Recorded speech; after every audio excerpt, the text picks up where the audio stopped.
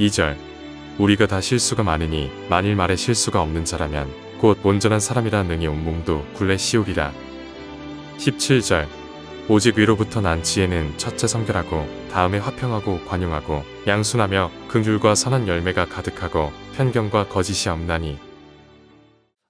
야고보 사도는 우리가 믿음으로 살아가는 자들의 삶이 어떤 삶이 되어야 되느냐, 1장에서는 어떤 시험을 어떻게 이길 것인가, 또 2장에서는 우리가 행함으로 사랑을 행동하고 또 믿음으로 행하는 것, 행동에 대해서 얘기를 했는데, 이제 3장에서는 언어 생활, 말하는 것에 대해서 얘기를 하고 있습니다. 사탄이, 뱀이 에덴 동산에 와서 제일 먼저 하와에게 접근을 해서 말을 합니다. 그리고 하와는 그 뱀의 말을 듣고 또 자기 말을 합니다. 이 주고받는 말을 통해서 결국은 인간이 범죄하게 되고, 이 말 때문에 결국은 이 뭔가가 큰 문제가 생긴다는 것을 알 수가 있습니다. 지금도 우리가 교회 안에서도 마찬가지고 어디서든 뭐 직장이든 가정이든 다 마찬가지입니다. 말 한마디 잘못함으로 또 이 큰 관계가 이제 깨어질 수도 있고, 우리나라 속담에도 이 말 한마디가 천냥빚을 갚는다, 그렇게 표현합니다.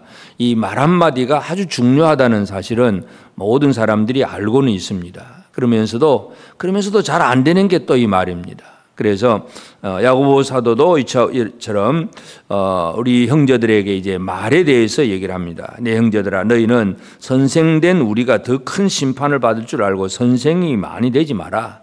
너무 가르치려고 애쓰지 말라는 얘기.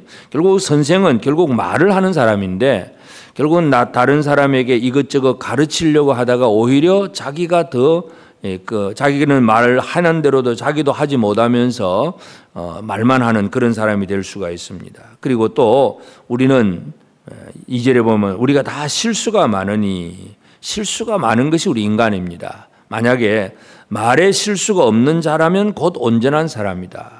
온전한 사람은 뭐 육체도 건강도 온전하고 뭐 여러 가지가 온전할 수 있겠지만, 진짜 온전한 사람은 말에 실수가 없는 사람. 그래서 가장 적당한 말, 가장 적합한 말을 시기와 또 어떤 상황에 따라서 할 말을 제대로 해주고, 어떤 때는 말을 안 할 때는 안 하고, 이 말을 제대로 잘하는 사람이 바로 온전한 사람이라는 것을 분명히 알 수가 있습니다. 그래서 말을 잘한다는 얘기는 그냥 아주 청산유수로 막 그냥 많은 말을 그렇게 조리 있게 한다는 그런 개념이 아니라, 시기와 상황에 따라서 분명히 어떤 때는 말을 할 수도 있지만 또 말하지 않을 수도 있고, 또 어떤 때는 진짜 해야 될 말은 제대로 하고, 이 말을 잘 하는 사람, 이런 사람이 바로 온전한 사람이라는 것, 그런 얘기를 하면서, 사람에게 있는 이 혀라는 것은 인체의 그 구조 중에서 아주 작은 하나의 혀입니다. 그런데 이 혀를 잘못 놀림으로 온몸 전체가 다 망할 수도 있다는 것을 분명히 강조합니다. 그래서 비유적인 표현으로 우리가 타고 다니는 그 말들, 타고 다니는 말의 입에 재갈을 물리는 거, 그거는 뭐 그 큰 말에 힘 있는 말이지만 재갈을 물려서 말탄자가 이 좌우 방향을 막 그렇게 제어를 할 수가 있고, 또 배를 보면 키는 작은 것이지만 사공이 그 작은 키를 가지고 배의 방향을 마음대로 조정을 할 수가 있습니다. 우리 사람의 지체 중에 혀가 작은 것이지만 이 작은 혀 때문에 사람이 잘 될 수도 있고 또 안 될 수도 있고, 이 말 때문에 사람이 무너질 수도 있다는 것. 그래서 6절에 보면 혀는 곧 불이요 불의의 세계라. 혀는 우리 주체 중에서 온몸을 더럽히고 삶의 수레바퀴를 불사르나니 그 사르는 것이 지옥불에서 나느니라. 이 말 한마디 잘못하면 이 온몸 전체를 다 지옥에 불사르게 되는 그런 일들이 벌어진다는 것입니다. 그래서 또 한 가지 특징은, 사람들이 여러 짐승과 새와 벌레, 뭐 바다의 생물까지도 길들여 왔는데 다 길들일 수가 있는데, 능히 자기 혀는 길들이기가 어렵다.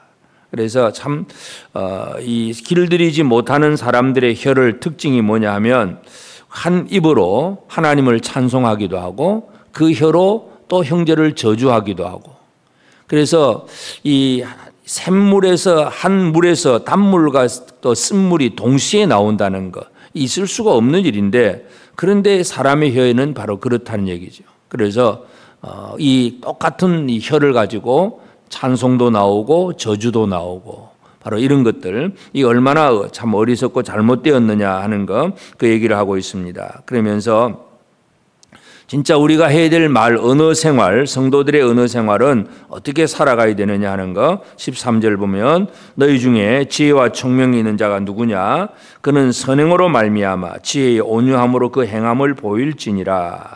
진짜 지혜는 뭐냐? 그 지혜를 보여라는 얘기인데, 지혜를 보여라고 하는 건, 지혜와 총명이 있는 것을 드러낸다는 것은 뭔가 머리가 좋다, 그래서 뭐 좋은 잔머리를 굴리고 좋은 전략을 짜내고 그런 얘기가 아니라 이 말을 어떻게 할 줄 아느냐가 가장 지혜로운 사람입니다.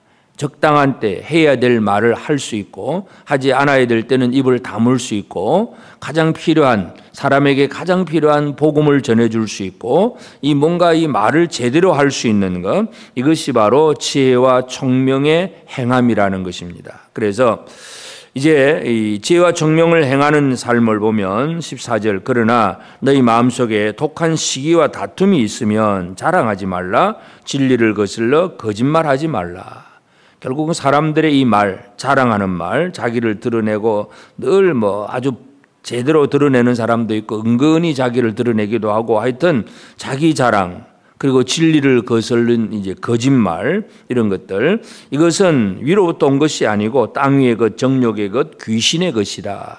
그렇게 얘기를 하면서 이제 우리가 해야 될 일이 뭐냐? 위로부터 온 지혜를, 하늘로부터 온 지혜에서 나오는 그 일들을 해야 되는데, 17절, 오직 위로부터 난 지혜는 첫째는 성결입니다. 우리의 말이 거룩한 말이 되어야 됩니다.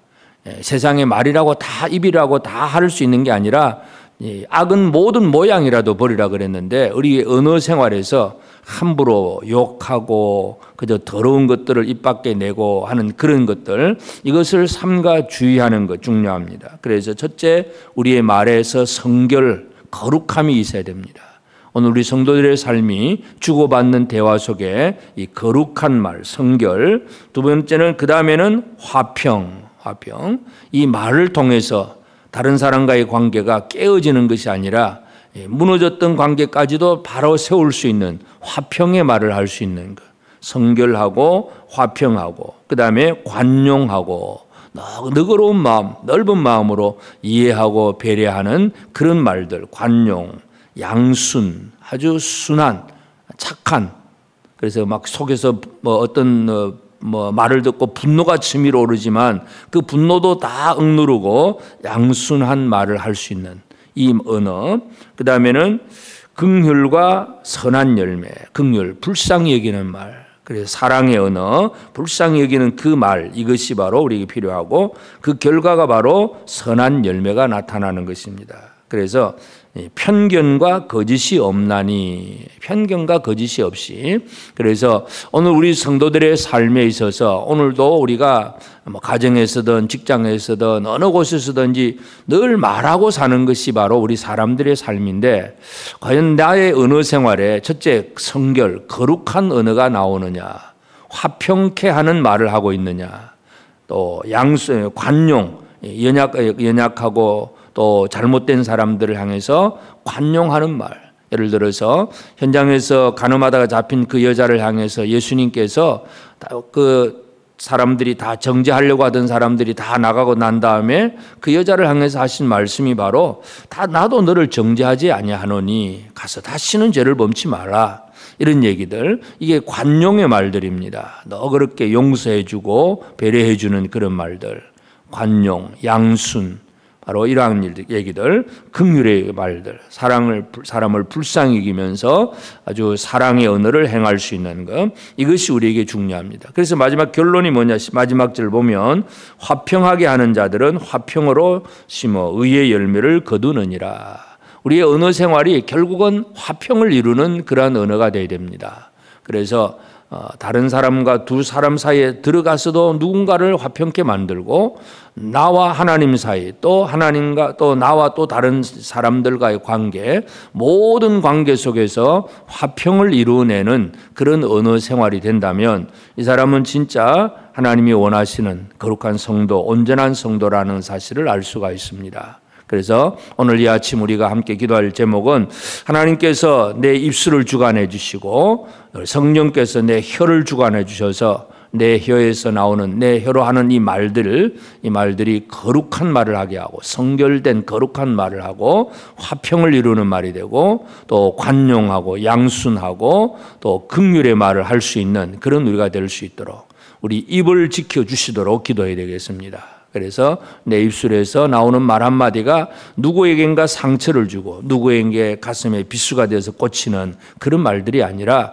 진짜 화평을 이루어내가는 그런 언어 생활이 이루어질 수 있도록 그래서 우리 성도들이 삼가 말조심을 하는 그래서 참 이 온전한 사람이라고 하는 거, 이 온전하다는 얘기는 다른 부분이 아니라 어떻게 말을 하느냐에 달려 있다는 사실 다시 한번 기억하면서 오늘 하루도 언어 생활에서 승리하는 그래서 나의 말 한마디 때문에 누군가의 화평이 이루어질 수 있는 그런 일들을 이루어낼 수 있는 그런 우리 모든 성도들의 입술이 될 수 있도록 주께서 함께 해주시는 그 은혜를 누리는 복된 성도들 꼭 되어지기를 주의 이름으로 축복합니다. 기도하십시다. 이제 오늘 받은 말씀으로 함께 기도하겠습니다. 나의 작은 혀에서 나온 한마디 말이 나의 인생 전체를 좌우할 수 있음을 알고 말에 실수가 없기를 원합니다. 내 입술에 파수꾼을 세우셔서 사랑과 생명의 언어로 말하여 화평을 이루게 하옵소서. 나의 입이 찬송과 저주가 다 나오는 입이 되지 않게 하시고 오직 위로부터 난 지혜로 말하게 하소서. 성결하고 화평하게 하고 관용하며 양순한 말을 하는 삶이 되게 하옵소서.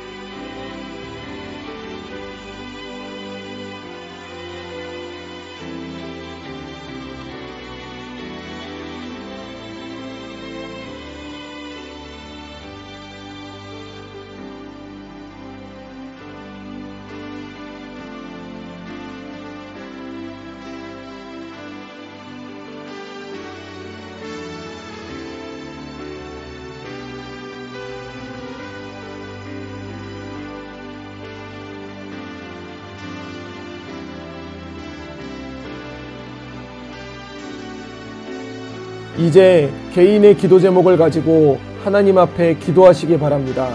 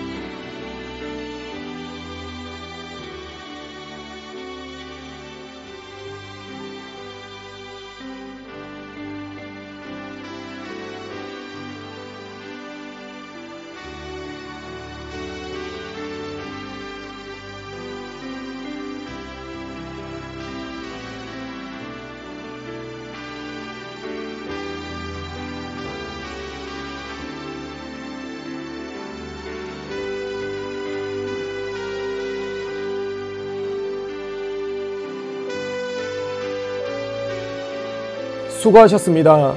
오늘도 하나님의 인도하심 가운데 승리의 하루를 보내시는 우리 재건부평교회 모든 성도님들이 되시기를 주님의 이름으로 축복합니다.